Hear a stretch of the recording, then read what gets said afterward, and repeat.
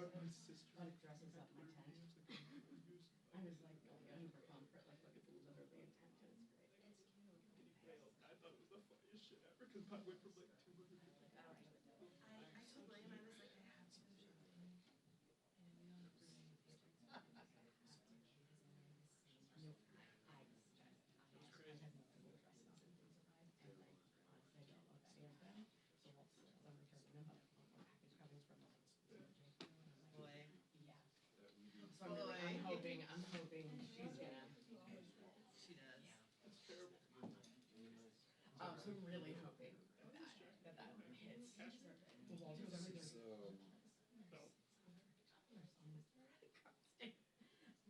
Walter's over there. So, no. So, yeah. Had a question yesterday, so Driving. that's, Bored. so that's it. But he did take a question from this seat, that seat.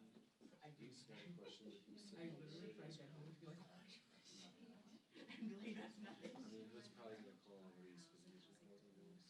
I don't know, he got this yesterday, but my question was, I think I Yeah, your question kind of sucked yesterday. My question was like, fuck. It was a follow-up to the same question. Yeah, but he didn't answer that one. I was like, I'm not gonna let him get away with it. Yeah.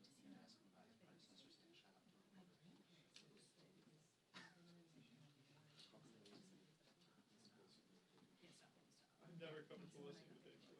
You never asked me a question. I've asked her one question about one, but let's have us fucking here. She was. I'm just gonna write this up and then correspondence.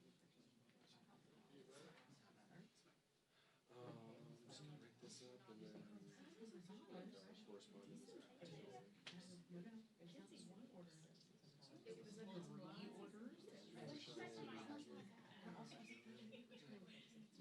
like the reorders. And also, I was like, it's not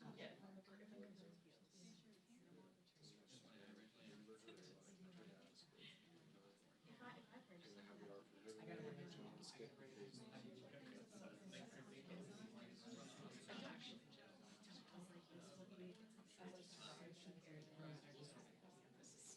Yeah.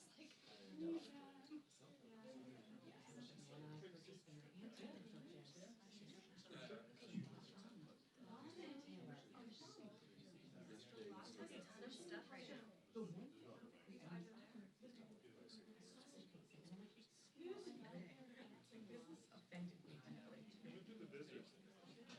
I know, we went up that. Yes, and I was literally same size, and I just like didn't love it enough. You get you Or you just.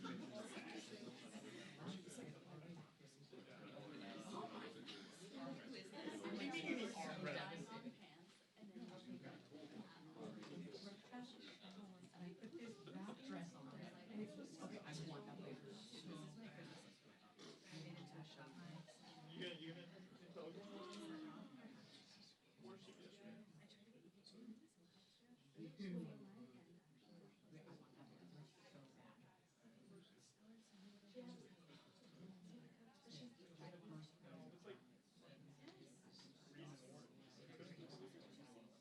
Orange? That's orange.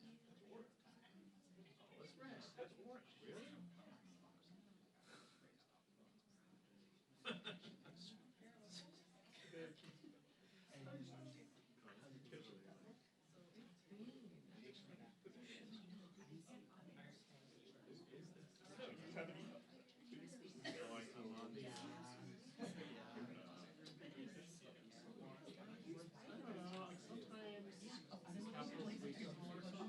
They did like, terrace roast at the foothills of Denver.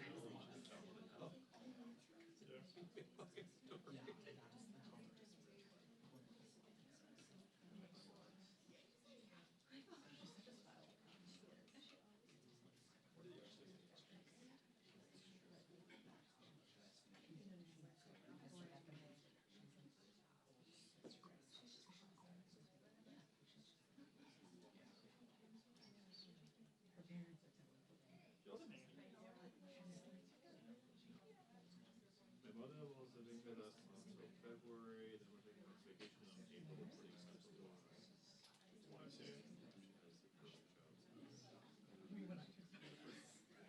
She was My lipsticks were not bad, so I'm really proud of myself for that. Lily was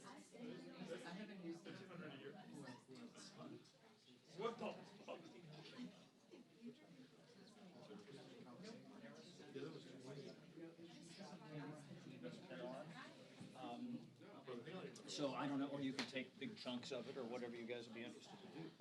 I said, look at these other posts there.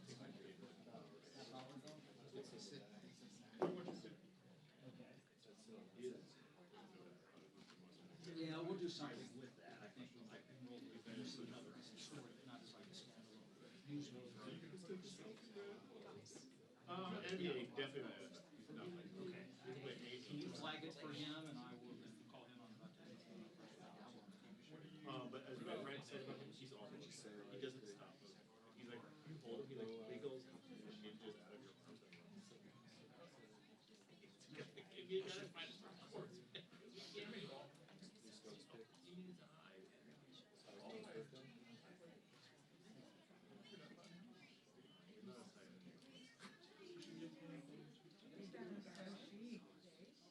He's only one. He's a giant. Do you think LeBron's dad was like, Look at how big this kid is. He's 13 months old. he's gonna be dunking the 2 Like a fucking 4-year-old. The sweatshirt he's wearing is from 40. He's bigger than that. He can sit in a regular chair and still be fine. You I can don't put know him how this happened. Like, I don't understand. Like, So, is your wife fast? no. I mean, I guess he's just tapping some deep, like, Viking magician. That's awesome. Half of his words are wrong. So it doesn't like he speaks. I love to have him, like, talk about the weather. I can't talk about Your wife? That was her first language. So she speaks, the thing is, it's gonna be very much my mother-in-law speaks so it's not specific words, but he knows the moon, the sun says the 40 word.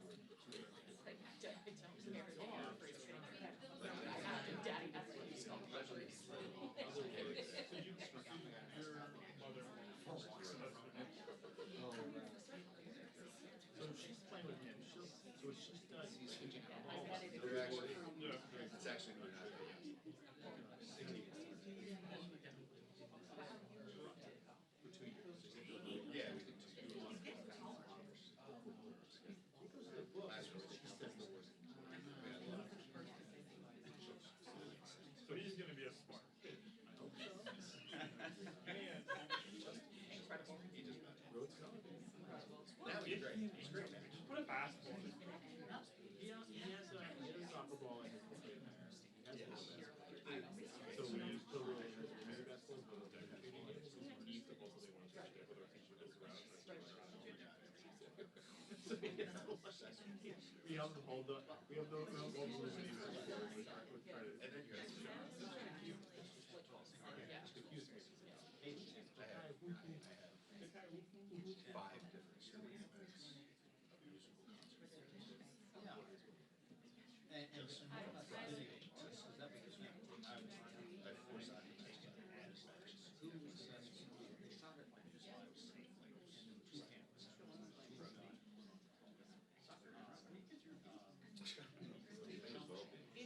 They're South American. So my middle son is a freshman in math and trying out for soccer. They can all. And look at the. Everyone's individual.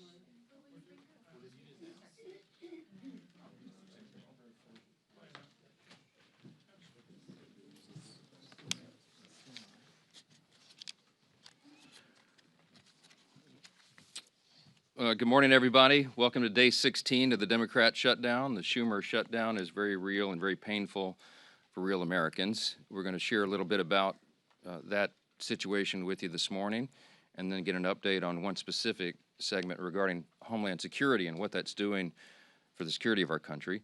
If you're keeping count, 9 times now, 9 times the Senate Democrats have voted to keep the government closed. All the House Democrats except one voted September 19th to shut it down. So this is 10 total times now that Democrats in Congress have voted to close the government. And we know what that means for real people. We know what it means for our troops and our Border Patrol agents and TSA agents and air traffic controllers and everybody who relies upon services around the country. It's very real.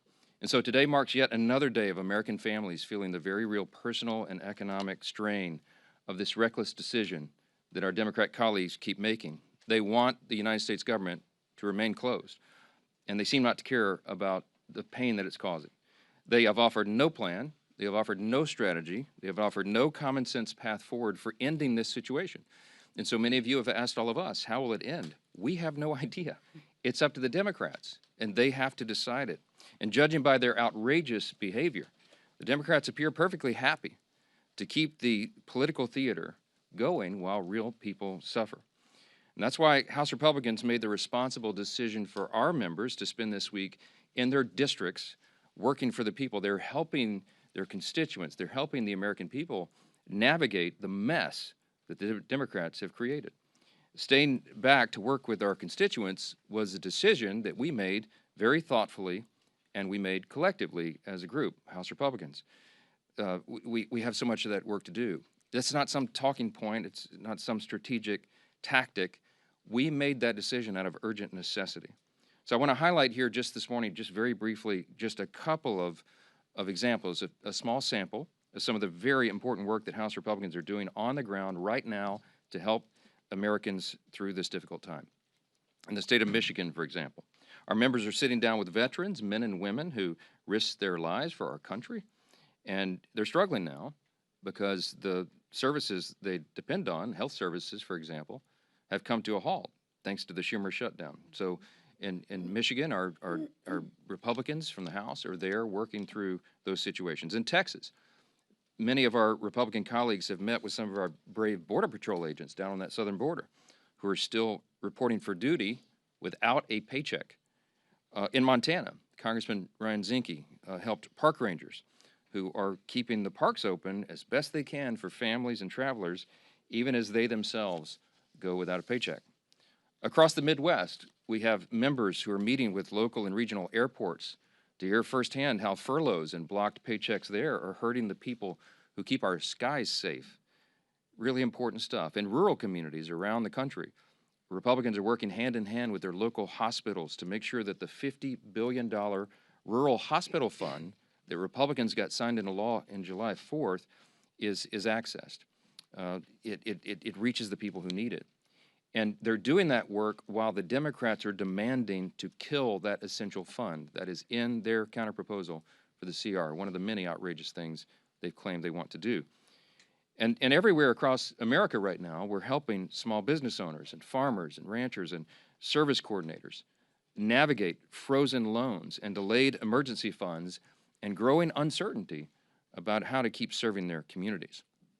So all across the country, Republicans are dealing with the very real and painful consequences facing real Americans. Now, that's happening on the Republican side.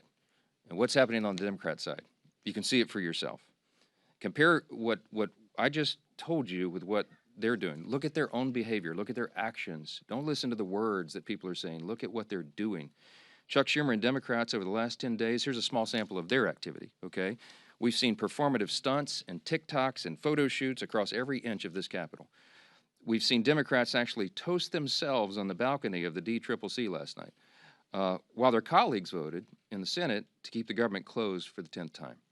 We've seen not one but 2 failed publicity stunts right outside my own office, the latest of which ended in a congresswoman storming the entrance and berating a Capitol police officer who, by the way, is protecting her without pay. And last night, we even saw, I didn't see it, many of you saw it, CNN host the first socialist town hall where Bernie Sanders and AOC said the quiet parts out loud. They don't know what they want to end the shutdown. They couldn't provide a single viable solution for the mess that they themselves have gleefully created. And by the way, those are the real leaders of the Democrat Party. We all know it, AOC and Bernie. Good luck with that. And amid all that, Chuck Schumer is actually bragging that every day gets better for his party. As you know, that is his words, not ours. All this would be laughable if it didn't come at the cost of American families, and it really is deadly serious. If it were up to Republicans alone, we would not be in this mess. We'd be up here negotiating and debating openly and transparently on the issues impacting Americans' lives. But as I've said repeatedly, Democrats slammed the brakes on legislative business when they decided to shut down the government for their partisan political purposes. The progress we made on appropriations and the conversations that were underway on the COVID-era Obamacare subsidies and all those issues, all that sits at a standstill until Democrats reopen the government. As soon as 5 Senate Democrats come to their senses and break ranks and turn the lights back on, House Republicans are anxious to get back to legislative session and to pick up our unfinished business. We have a lot yet to do. Until then, I'll continue to share the facts from this podium every morning to try to get this message directly to the American people. Republicans will continue serving on the job in our communities on behalf of the American people that we represent. I'm going to conclude this morning by saying this again. There's an incredible contrast right now between the two parties that could not be more clear. As we say here every day, this is not your grandfather's Democratic Party. It truly has become the far left, Marxist left, that are running that whole operation. And it has real effects on real people. And I just want you to, I'll highlight again the split screen of what we're seeing. In America right now, there are 2 diametrically opposed visions for the country, and you should look at the actions of elected officials and not their words. And what are the actions? President Trump and Republicans are delivering for the American people. We have cut their taxes. We are removing red tape and regulations to get the economy humming again. We have ended the border crisis, virtually 0 crossings in the last 4 months under President Trump. We are ending the crime crisis around America, taking heroic measures to make sure that happens. We're cutting fraud, waste, and abuse out of government and making government more efficient and effective for the people. And right now, President Trump is resolving international conflicts, restoring peace through strength around the globe. That's just a small sampling of what's been done by Republicans in the last 9 months. And what have Democrats done for the last 9 months? On the split screen, look at the other side. They've shut down the government. I mean, I don't know what else to say. Put all the gimmicks and the talking points aside and look at the indisputable facts and evidence of what is happening right here. There could not be a stronger contrast between the two parties. And I don't know how more simply we can say that. With all that, I'm really happy to introduce our good friend from New York. Chairman Andrew Garbarino is the chair of our House Committee on Homeland Security, and he's here with us this morning to tell us a little bit more about the grave consequences of the Democrat shutdown on America's national security. It could not be more serious than it is right now. Andrew, go ahead. Thank you, Speaker. Sure. Thank you, Speaker, and Leader Scalise and Chairman McClain. Thank you all for being here today. The Senate Democrats' decision to shut down this government for cheap political points lacks any common sense and is undermining the Department of Homeland Security's core mission, as well as the people tasked with upholding it. Nearly 95% of DHS's workforce is considered essential, and that's rightfully so. But that means they're at work right now, and they're not getting paid. More than 63,000 CBP personnel, including U.S. Border Patrol, are continuing their steadfast commitment to securing our borders. More than 61,000 TSA personnel are continuing their mission to protect the traveling public and keep the skies safe. More than 8,000 Secret Service personnel are still carrying out their no-fail mission to safeguard our nation's leaders. More than 49,000 U.S. Coast Guard personnel are serving to protect our maritime borders. I'm grateful that President Trump and Secretary Noem are taking steps to ensure that the Coast Guard personnel are getting paid, just like our military during the shutdown. And I appreciate the department's continued work to support frontline law enforcement officers. I think, though, it's also very vital that we ensure that TSA security officers are compensated as well. Just because the government shut down doesn't mean people aren't still flying. We owe all of these men and women at DHS a debt of gratitude for their continued service. But the shutdown is not just about personnel.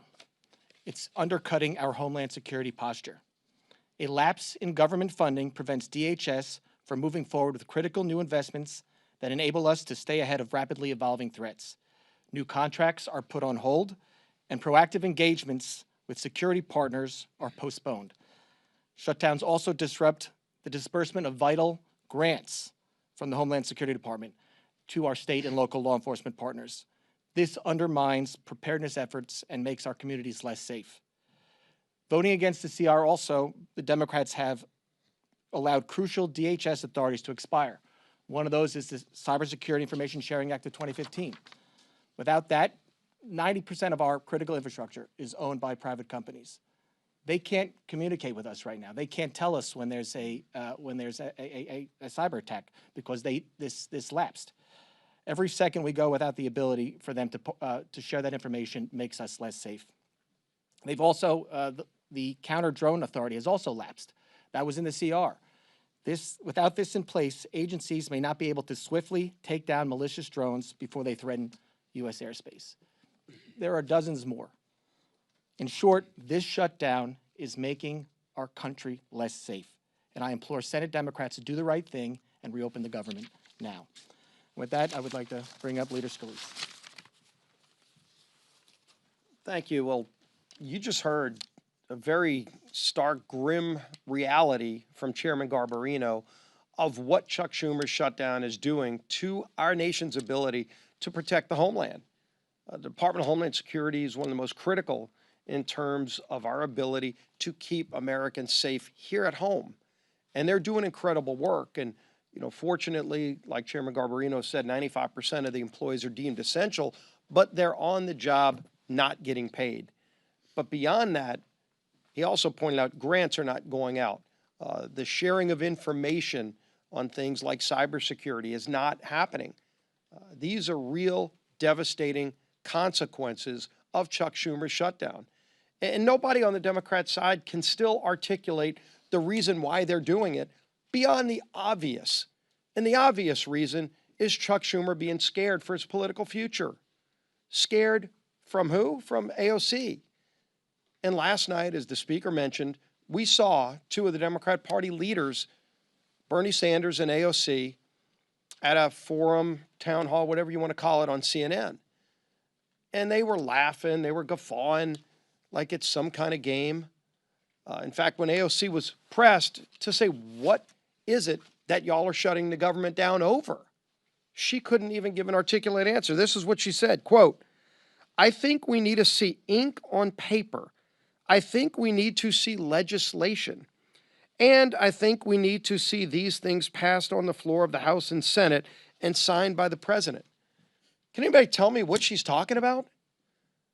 I mean, they filed an alternative bill that everybody knows is not serious, $1.5 trillion in new spending to do, among other things, to gut the Rural Hospital Fund, the $50 billion that we put in place, the largest investment in rural hospitals in our country's history. They want to gut that to give free health care to illegals? That's not going to happen, and that's not a serious proposal.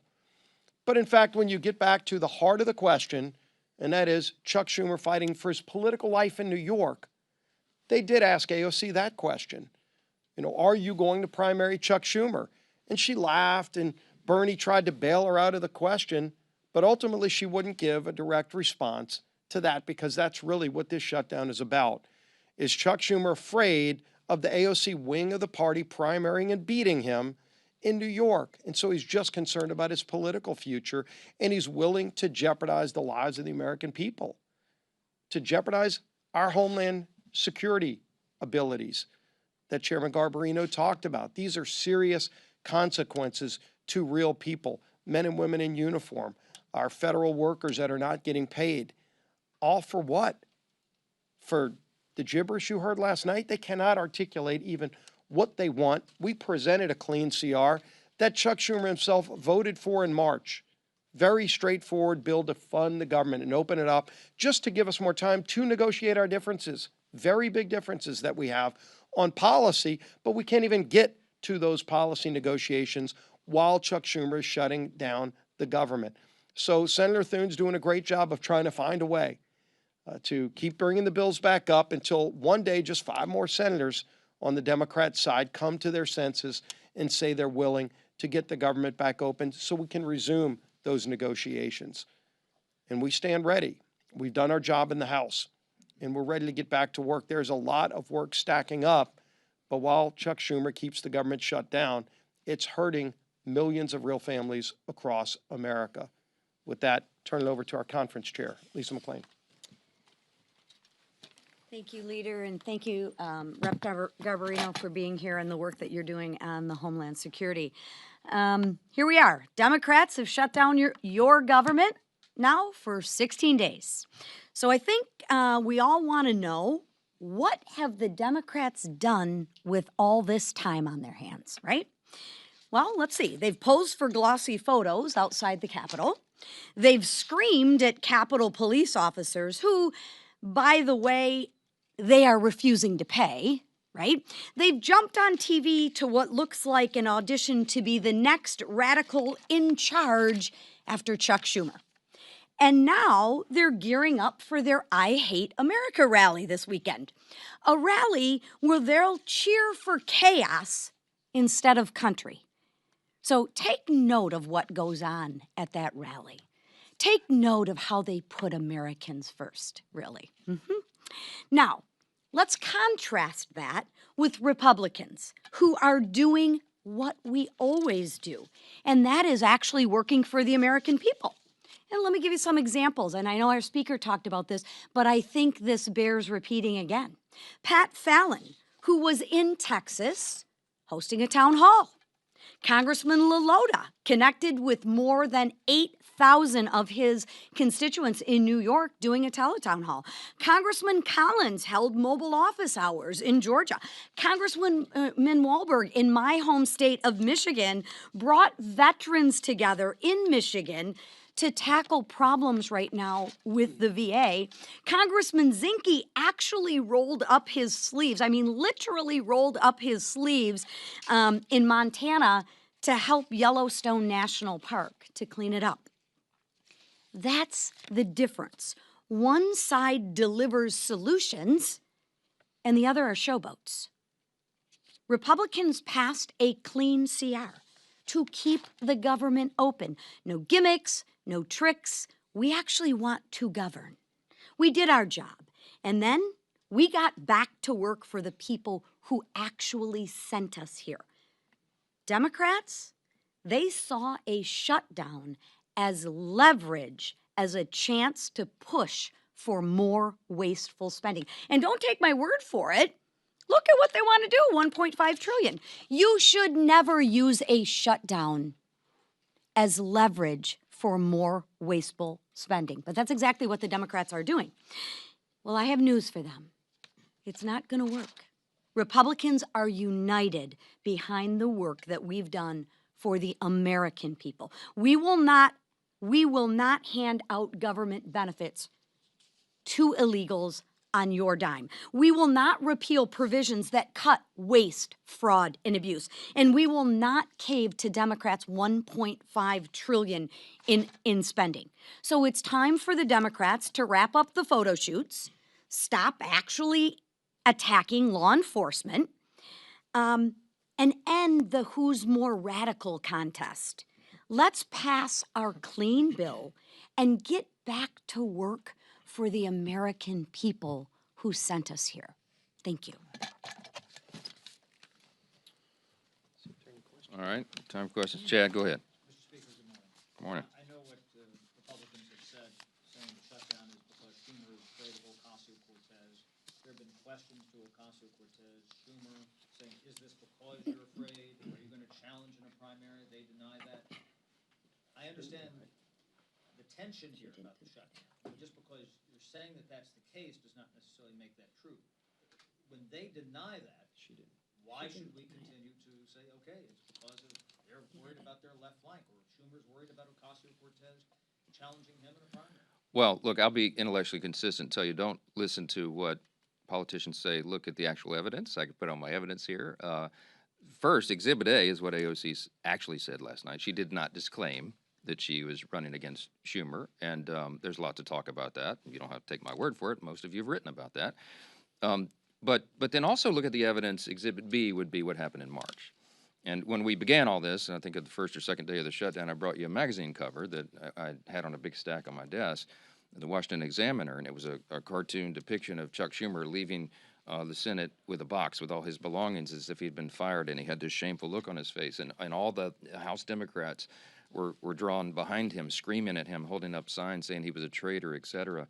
And that's the abuse he took from the far left corners of the base after he did the right and responsible thing, by his own words, not mine, the right and responsible thing to pass the continuing resolution in March. We have the identical product on the table today. What has changed? Don't take our word for it. Just go look. The only explanation for this is that Chuck Schumer does not want to face the heat and the scrutiny and the abuse that he took in March for doing the right, responsible thing by the far left voices in his party. When Bernie and AOC get the full stage for a CNN, the first socialist town hall, I hope they're proud of themselves. They are the voices of the party. I mean, they are. Look, Mamdani is on path, shockingly, sadly, frighteningly, to become the elected mayor of the largest city in America, the once cradle of capitalism. There is a Marxist rise within the Democratic Party, and the old guard, and I'm saying old guard, Chuck Schumer's been here for 44 years, okay? He is not the flavor of the month. And he knows that he's going to get a challenge. If it's not AOC, it'll be another disciple of Mamdani or somebody like that. They all know that. Ask Hakeem Jeffries why he has not openly endorsed Mamdani for the mayor of New York. He's in a real bind because Hakeem Jeffries, while he's a far left progressive politician, he's not a communist.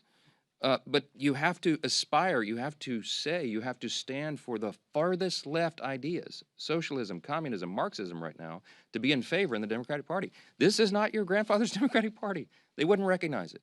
And that's the dynamic that Chuck Schumer is dealing with, and that's why he's drawn the line right here. He had to show a fight, and everybody knows it. It is plainly on display. Yes? News broke this week of the racist Hitler-loving group chat among young Republicans, including Vermont State Senator, and then an American flag with a swastika was found in a Republican congressman's office this week. Are you worried about that extremist pro-Hitler sentiment among the party's young Republicans? No. Look, obviously, we roundly condemn any of that nonsense. And the Young Republican or the organization, whoever that, I don't know who any of these people are. I never heard of them. Somebody posted a photo of me standing next to these guys. We're in tuxedos. Obviously, I think it was at the inauguration, and people were just coming up and asking for selfies with 1,000 of them. I don't know. I've never heard of that person in my life. But whoever these young people are, and whatever they're saying, if it's true, we obviously condemn that. And the organizations involved are dealing with that. That's my understanding. With regard to the swastika thing, this happened last night. A Republican congressman, allegedly one of his staffers had something in the background or something in a Zoom. That's what I heard this morning. He says that that's not his, and there's a proper investigation ongoing, and the congressman did exactly what he should have done, and that is report it. It's under investigation, and I can't comment on it any further until that's done, but I will say, obviously, that is not the principles of the Republican Party. We stand for the founding principles of America. You want me to articulate them for you right now? Individual freedom, limited government, the rule of law, peace through strength, fiscal responsibility, free markets, human dignity, the things that lead to human flourishing. We have stood against that. We fought the Nazis. We defended that evil ideology. We roundly condemn it, and anybody in any party who espouses it, we're opposing that. I don't know how else more simply to say that. Yes, sir. Back on the shutdown, Leader Thune has offered Democrats a vote by the end of the year on Obamacare subsidies. Would you be willing to make the same commitment to sort of ease the shutdown? Let me tell you what happened yesterday, because I met with Leader Thune, and he offered to Chuck Schumer a vote on Obamacare subsidies, and Schumer said no. that happened. Asked Leader Thune about it, because they wanted a guaranteed outcome. Here's why we can't do that. Let me say this very clearly and for everyone again. Okay, the Obamacare subsidy issue is not the issue of today. It is in a subsidy that expires December 31. We were always planning to continue the debate and discussion about that issue in October and November. Ironically, Democrats are taking the time off the clock for us to do that. It's a very complicated, complex matter. There are no income caps on that. By the way, did you know if you're a hardworking taxpayer, middle-class earner, and your family's struggling to put food on the table, did you know that you are subsidizing wealthy people's health care with that subsidy? You probably didn't. Premiums have risen by some estimates, 60% since Obamacare was enacted into law in 2010. There's no way to repeal and replace it because it's too deeply ingrained right now. We have to improve it. Republicans are the ones with the ideas to increase access to care, the quality of care, and bring down the cost. Not the Democrats. They're the ones that gave us this problem, and they're the ones that have made it so expensive. Now, we have 535 members between the House and Senate. There's a lot of people in this deliberative body here. That's a very complicated issue. It's not something that 4 people can go into a back room and guarantee an outcome on. It can't be done. It was not possible to be part of the CR, and it is not feasible. It's not appropriate to be on the CR. We require the member-driven consensus process here, and that's what's necessary. So it's not possible for Leader Thune to guarantee to Chuck Schumer some outcome on that because we haven't finished those deliberations. I mean, that's just as simple as it is, and all of you report on the Hill all the time. You know how the process works. So when Leader Thune offered Schumer a vote on the ACA, on the subsidy, without guaranteeing an outcome, Schumer said, nope, no thanks, we'll keep it closed. Because, by the way, remember, every day of the shutdown gets better for us, as Chuck Schumer said, okay? It's not getting better for the American people. Will you not commit to holding a vote on ACA subsidies? No, I didn't say that. I did not say that, Reed. I said none of us can guarantee an outcome on that. I have said consistently all along, this is part of the deliberative process. We're going to debate and discuss that. And there are debates and discussions going on our side of the aisle and on theirs, but to get everybody together and build that consensus is not possible until we get the government operating again and we stop holding, I get very upset about that. We stop holding the American people hostage for these ridiculous political games. People see what's going on here. We should not have Border Patrol agents not paid right now because Chuck Schumer wants to pay political games to cover his tail. I don't know how much more simply to say that, and every single one of you know that's exactly what's going on. I don't like being Mad Mike. I want to be Happy Mike. I want to be the happy warrior, but I am so upset about this. God bless America. We're done. Thanks.